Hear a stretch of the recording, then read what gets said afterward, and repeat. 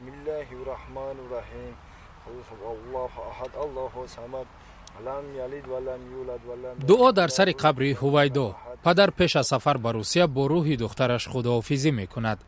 او به روسیه می رود که در مرافعه دادگاهی قاتل هویدا اشتراک کند. صندوق فرزندان دعا میکنم جوشن جنت گروشن قرآن شایسته جنت بیادا. با حرمت الله محفل و استاذ والجمیل والمؤمن. از مرگ هویدا طلازاده 1 ماه سپری می شود. این دختر 5 ساله تاجیک روز 22 ایول از جانب ساکن 27 ساله شهر سربخوف الکساندر سیامین تجاوز و کشته شد.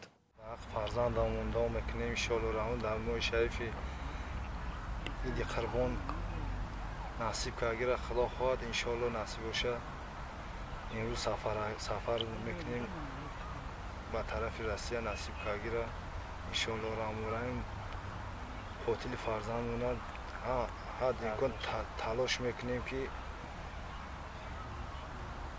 جزاش باید ببینه. عبدالسلام امروز تنها به روسیه می رود.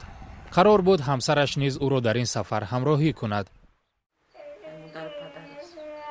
گلنوره شریفова می گوید فعلا توانی رفتن به مکان قتل دخترش را ندارد ولی تا آغاز مرافعه دادگاهی خود را به روسیه می رساند. کم بهتر شدم لیکن خیلی میسوزم. خدا خواهد رود سلامت رسد من یکون هفته پس یکون 5-6 روز پس میرم. عبدالسلام را نزدیکان و همسایه هایش گسیل کردند. همه امید به آن میبندند که قاتل هویدای 5 ساله به زندان محکوم می شود. فعلا مقامات تفتیشاتی روسیه گفتند که الکساندر سیامین تا 22 سپتامبر در حبس پیشکی میماند.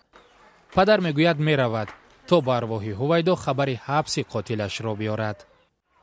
در نصیب تمام دست پروردگار به تنسیت را و دین پیغمبر به وقت خوش و سر بلند بر بگرده.